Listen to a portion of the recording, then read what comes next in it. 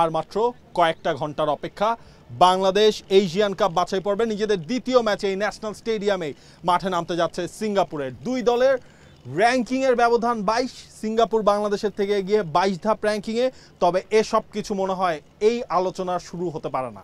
Ranking নিয়ে কোনো ধরনের আলোচনা বা তোয়াক্কাও করেননি তাদের সুতমু অঘুরা, তাদের যে কোচ ছিলেন। দুটো দলের র্যাঙ্কিংয়ের পার্থক্য খুব একটা পড়বে না। তবে সিঙ্গাপুরের মতো আসিয়ান টিমের সঙ্গে বাংলাদেশ সাধারণত খেলে না, এবং আসিয়ান এই সিঙ্গাপুর যারা এর আগে হংকংয়ের সঙ্গে ড্র করেছে প্রথম গ্রুপ পর্বের ম্যাচে, সেখানে বাংলাদেশের ঘরের মাঠে খেলা, বাংলাদেশের এই অ্যাডভান্টেজটা আপনি বলতে পারেন। তবে সিঙ্গাপুরকে ন্যাভিগেট করার জন্য তাদের যে মূল আউটলেট, তাদের যে মূল গোল স্কোরার ইকসান ফান্দিকে আপনার ঠেকাতেই হবে। অর্থাৎ আপনার যখন একজন প্রুভেন গোল স্কোরার রয়েছে এই টিমটাতে, তাদেরকে ঠেকানোটাই মূল চ্যালেঞ্জ হয়ে দাঁড়াবে বাংলাদেশের ব্যাকলাইনের জন্য। বাংলাদেশও প্রস্তুতি ম্যাচে জিতেছে। বাংলাদেশ জিতেছে ভুটানের এগেইনস্টে 2-0 গোলে। এই ম্যাচ খেলার আগে সিঙ্গাপুর তারা মালদ্বীপের এগেইনস্টে জিতেছে 3-1 গোলে। আমাদের সম্পর্কগুলো এভাবেই ভালোবাসায় ভরপুর হয়ে উঠো ইস্পাহানি মির্জাপুর চায়ের শ্রেষ্ঠ ব্লেন্ডের অনন্য স্বাদে। দুইটা দলেই এশিয়ান কাপ বাছাই পর্বে শুরুটা করেছে ড্র। বাংলাদেশ ড্র করলো ইন্ডিয়ার এগেইনস্টে, সিঙ্গাপুর ড্র করেছে হংকংয়ের এগেইনস্টে। এরপর আজকের এই ম্যাচটা সিঙ্গাপুরের জন্য অ্যাওয়ে, বাংলাদেশের জন্য হোম ম্যাচ। দু দলের কথা বলছিলেন না যে খুব বেশি আসলে মুখোমুখি হয় না। সবশেষ দু দলের দেখাটা হয়েছিল 2015 সালে এই ন্যাশনাল স্টেডিয়ামে। বাংলাদেশ শুরুতে গোল করেছিল, কিন্তু শেষ পর্যন্ত বাংলাদেশ ম্যাচটা হেরে যায় 2-1 গোলে।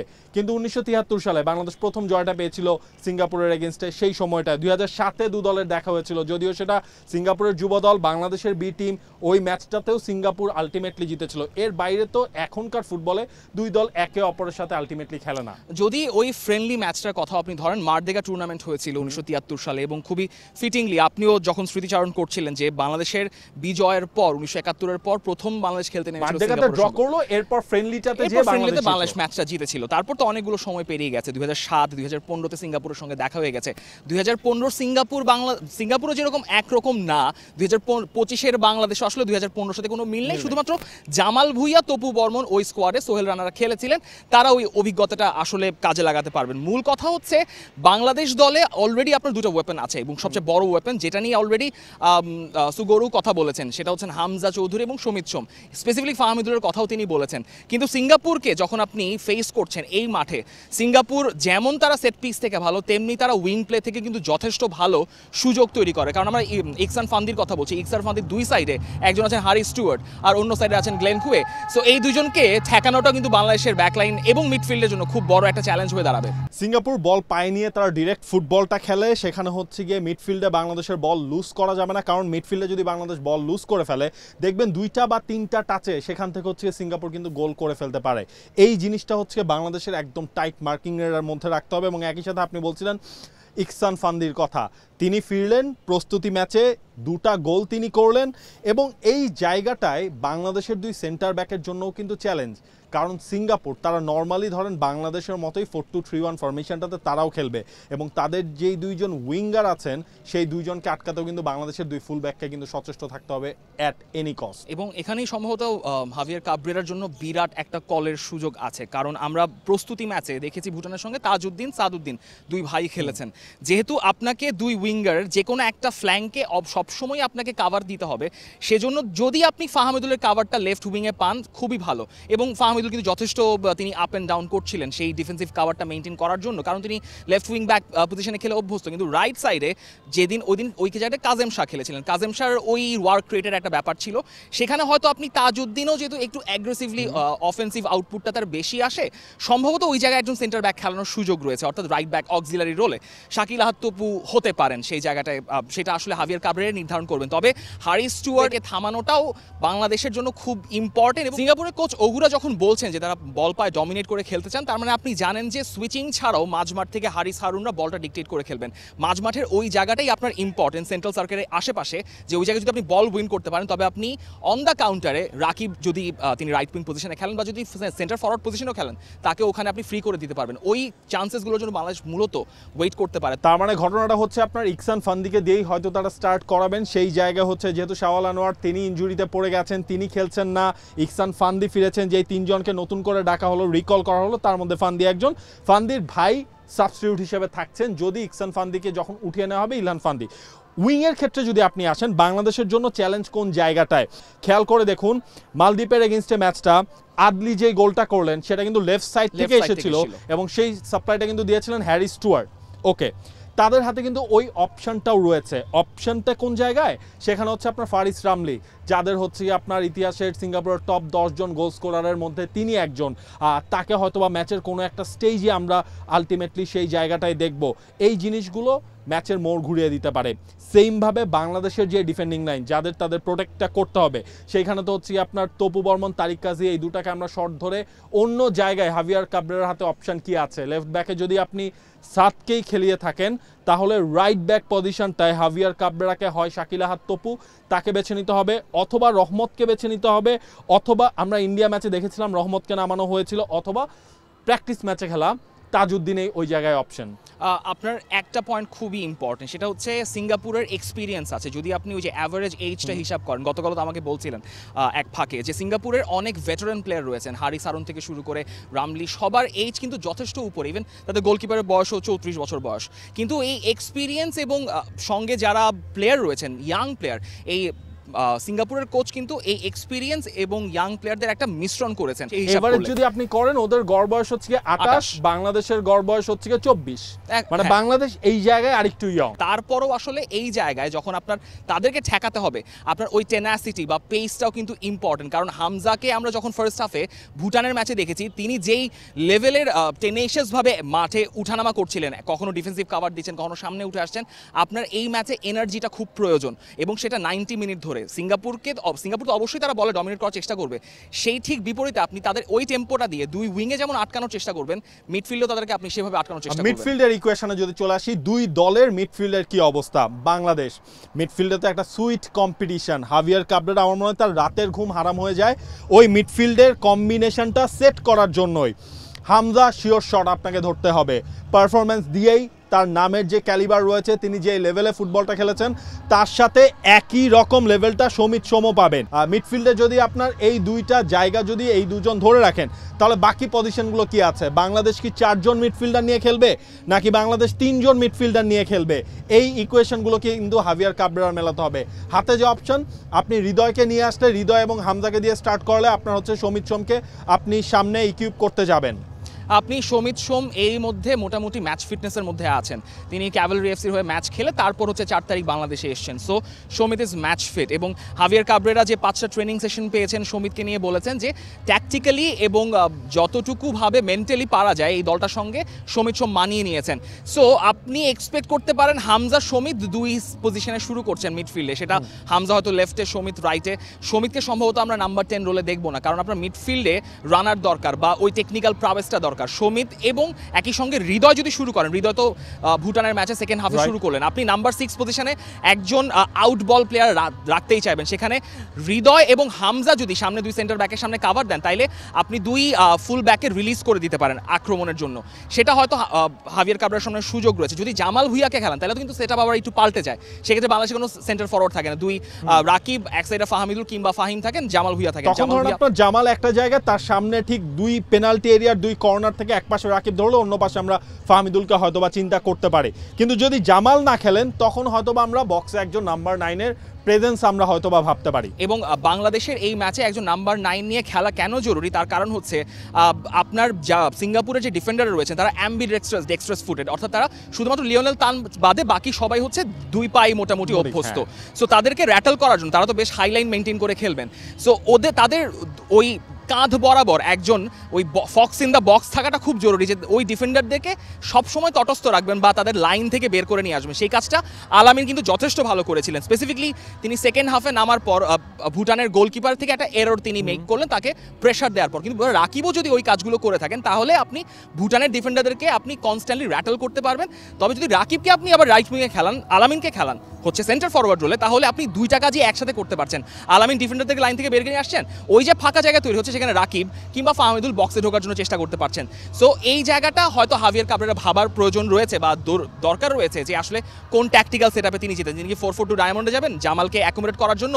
জামালকে অ্যাকোমোডেট করলে 60 মিনিটের পর আবার আপনাকে নতুন গেম প্ল্যান। মোরসালিন আছে সেই জায়গায়, কাদেম শাহ আছে সেই জায়গায়, তাদেরকে হয়তো বা হাভিয়ার কাবরেরা দেখবেন। তবে দেখেন মিডফিল্ডের পাজলটা মেলাতে চান সিঙ্গাপুর কোচও। কেন সেটা হচ্ছে সিঙ্গাপুরকে নর্মালি আমরা 4-2-3-1-এই দেখে থাকি। সিঙ্গাপুরের কিন্তু একটা ট্রাম্প কার্ড আছে, সেটা হচ্ছে নাকামুরা জাপানের হয়ে আন্ডার-15 খেলেছেন, আন্ডার-16 জাপান ন্যাশনাল টিমের হয়ে তিনি খেলেছেন, এরপর তিনি সিঙ্গাপুরে চলে এসেছেন। নাকামুরাকে কি স্টার্ট করানো হবে কি হবে না, কারণ এইটাই ডিপেন্ড করবে আপনার হচ্ছে টিমের স্ট্র্যাটেজি কি হবে। আপনি যদি অ্যাটাকিং মাইন্ডসেট নিয়ে আপনি স্টার্ট করেন তখন আলটিমেটলি নাকামুরাকে আপনি শুরু স্কোয়াডেই দেখবেন, না হলে হচ্ছে নাকামুরাকে টার্গেটটাই করা হবে পরের হাফে নামিয়ে ম্যাচটাকে চেঞ্জ করে দেওয়ার জন্য। ডাবল পিভটের একটা জায়গায় সেখানে হারিস হারুন, যিনি সিঙ্গাপুরের ফুটবল অ্যাসোসিয়েশনের ভাইস প্রেসিডেন্টও, সিঙ্গাপুরের এই দলটা সবচেয়ে বেশি ম্যাচ তিনি খেলেছেন, তাকে আমরা ডিফেন্সিভ মিডের একটা পজিশনে ধরতে পারি। আরেকটা পজিশন আমার মনে হয় কি, এই দলটা না শাহিরান ছাড়া আসলে চলে না, মানে খুব ভালো বল ডিস্ট্রিবিউট তিনি করতে পারেন এবং এই দুইজন না পুরো মিডফিল্ডের টেম্পোটা ধরে রাখেন। এখন আপনি নাকামুরাকে দিয়ে যদি স্টার্ট না করান তখন আপনি হ্যামি শাহিনকে এই দলটায় ইনক্লুড করবেন নাম্বার 10 পজিশনে। সুতরাং মাঝ মাঠেও কিন্তু তাদের একটা ক্লিয়ার ডমিনেন্স থাকবে সিঙ্গাপুরের। আমার মনে হয় মিডফিল্ড ব্যাটেলটা দুই দলেরই হবে এই ম্যাচের সবচেয়ে টার্নিং পয়েন্ট, কোন জায়গায় কে এগিয়ে যাচ্ছে। একই সঙ্গে আপনার ওই জায়গাটাও মাথায় রাখতে হবে যে সেট পিসে কিন্তু বাংলাদেশও ইদানিং ভালো করা শুরু করেছে, কারণ সেট পিস থেকেই আপনার জামালের ক্রস, হামজার গোল আমরা দেখলাম। এর আগেও বাংলাদেশ সেট পিসে তপু বর্মন লিগে গোল পেয়েছেন। সো ওই জায়গাগুলো থেকে যথেষ্ট কাজ করার সুযোগ রয়েছে। দাভিদ বাংলাদেশের অ্যাসিস্ট্যান্টও যথেষ্ট সেট পিস নিয়ে কাজ করছেন। আবার সিঙ্গাপুরেরও একটা বড় অস্ত্র হচ্ছে এই সেট পিস। সো এই জায়গায় খেলা কিন্তু বেশ ভালোভাবে ঘুরে যেতে পারে। আপনি ফার্স্ট 30 মিনিটসে কোনো দল যদি কর্নার পেয়ে যায় বা একটা ডেঞ্জারাস জোন থেকে ফ্রি কিক পেয়ে যায়, ওই জায়গাটা ম্যাচের মোড় ঘুরিয়ে দিতে পারে, যে ম্যাচের টেম্পোটা বা মিডফিল্ডের ব্যাটেলটা কীরকম হবে সেটা ওই আপনি যেরকম প্রশ্ন করেছিলেন সিঙ্গাপুরের হেড কোচকে, ওটা কিন্তু অনেকটা ভাগ্য গড়ে দিতে পারে। বাংলাদেশের আমরা ফরওয়ার্ড এবং সিঙ্গাপুরের ডিফেন্স লাইন নিয়ে যদি আমরা এবার আসি, যেহেতু আমরা পার্ট বাই পার্ট করে আসছি, এই জায়গায় বাংলাদেশের ফরওয়ার্ড লাইনে যদি ওই নাম্বার 9কে খেলানো হয় তাহলে রাকিব আমার মনে হয় তার সহজাত জায়গাটায় তিনি চলে আসবেন। এবং অন্য পাশে ফাহমিদুল, যেহেতু লাস্ট ম্যাচে আমরা দেখলাম একটা স্ট্রং স্টার্ট সে করেছে, যেটা তার দরকার ছিল, সেই স্টার্টটা যেহেতু ফাহমিদুল পেয়েছে, সেই জায়গায় ফাহমিদুলকে দিয়ে শুরু করালেও আপনার হাতে কিন্তু অনেকগুলো অপশন থাকছে। আপনি লাস্ট ম্যাচে ইব্রাহিমকে ইউজ করেছেন, লাস্ট ম্যাচে ফয়সাল আহমেদ ফাহিমকে ইউজ করেছেন, তো এই জায়গায় সিঙ্গাপুরকে আমার মনে হয় ভোরকে দেওয়ারও সুযোগ বাংলাদেশের আছে। ফাহমিদুল যদি শুরু করেন তবে ফাহমিদুলের পেস এবং ফাহমিদুলের যে শ্যুট করার অ্যাবিলিটি, যে বল পেলেই তিনি শ্যুট করার মতো কাজ করেছেন, সেটা অনেক কাজে দিবে। একই সঙ্গে সেই জায়গায় যদি আপনার রাকিব রিবাউন্ড সিচুয়েশনে থাকেন, যে বক্সে তিনি অবস্থান করছেন কিংবা যে কেউ ওখানে অবস্থান করতে পারেন, রিবাউন্ড সিচুয়েশনে ভালো একটা চান্সেস বাংলাদেশ ক্রিয়েট করতে পারে। যদিও সিঙ্গাপুরের গোলকিপার যে বেশ এক্সপিরিয়েন্স, তিনি অনেকগুলো ম্যাচ অলরেডি খেলে ফেলেছেন, সো সেই জায়গাটা বাংলাদেশের ওই ওয়ালটা পেনেট্রেট করাটা বেশ ডিফিকাল্ট। লিওনেল তা, সাফওয়ান বাহাউদ্দিন, তিনিও বেশ অনেকগুলো ম্যাচ খেলেছেন 140-র উপরে। সো সিঙ্গাপুরের defence line is very strong. তারপরও আপনাকে বারবার বলতে হচ্ছে যে এই দলটা নেপালের কাছে একসময় ফ্রেন্ডলি ম্যাচ হেরে গিয়েছিল, 6টা ম্যাচ জয়ের দেখা পায়নি। সো এই দলটাকে যে আমরা সমীহ করছি ফর দ্য রাইট রিজনস সমীহ করছি, তবে আপনি যদি পারফর্ম করতে পারেন, যেটা জামাল ভুঁইয়া বলছিলেন প্রেস কনফারেন্সে, যে যেই দিন সঠিক দিনে যদি আপনি পারফর্ম করতে পারেন তবে যে কোনো দলকে বাংলাদেশ হারানোর ক্ষমতা বা ক্যাপাবিলিটি রাখে। এই জায়গায় বাংলাদেশের সুযোগটা কি, যখন আপনি একজন বক্সার নাম্বার 9 নিয়ে খেলবেন তখন ওই সুযোগটা হচ্ছে কি আপনি পাবেন, কারণ সাফওয়ান উইথ বলে আপনার দুর্দান্ত, কিন্তু তার পার্টনার যে আছেন লিওনেল তান, সেই জায়গায় তিনি শুরু করবেন, এটা আমরা হয়তোবা প্রেডিক্ট করছি।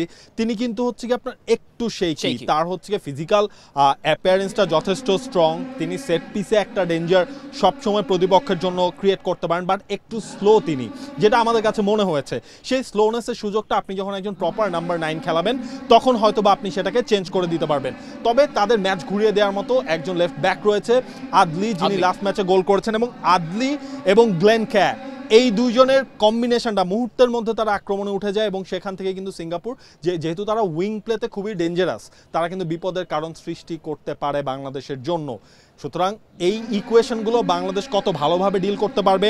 আপনি ইকসান ফান্দিকে দিয়ে শুরু করেছিলেন, এই ইকসান ফান্দি ডান পায়ে মেইনলি খেলেন, কিন্তু তিনি কিন্তু বা পা দিয়েও তার গোল রয়েছে। যখন সেট পিস সিচুয়েশনে তার সাথে আপনি মার্কার দিয়ে রাখবেন, কিন্তু তিনি মার্কারকে ছিটকে ফেলে তিনি হচ্ছে ফার পোস্ট দিয়ে তার দলকে ঠিকই গোল এনে দিবে।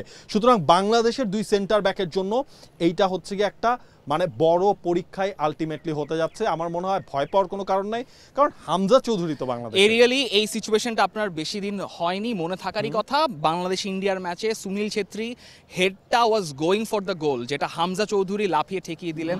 হামজা চৌধুরী তিনি তার পজিশন থেকে উঠে গিয়ে তিনি লিস্টন কোলাজোকে বডি চ্যালেঞ্জ করে বল নিয়ে চলে গেলেন। এই দৃশ্যগুলো আপনি এই ম্যাচে অনেকবার দেখবেন, কারণ ভুটান ম্যাচে হামজা চৌধুরী ফার্স্ট হাফে যা করেছেন তাকে মোর অন দ্য বল দেখা গিয়েছে। দুই সেন্টার ব্যাকের মাঝখানে তিনি জায়গা নিচ্ছিলেন, বল ডিস্ট্রিবিউট করছিলেন, এবং একই সঙ্গে বল উইন করার রেটের কাছে হামজা চৌধুরীর ধারে কাছে কেউ নেই। সম্ভবত ফার্স্ট হাফে 7টা ইন্টারসেপশন তিনি নিজেই একা করেছিলেন। হামজার উপর একটা এক্সট্রা প্রেশার আপনি অলরেডি দিয়ে রাখছেন, কারণ তিনি জানেন ওই দায়িত্ববোধ নিয়ে তিনি খেলতে নামবেন।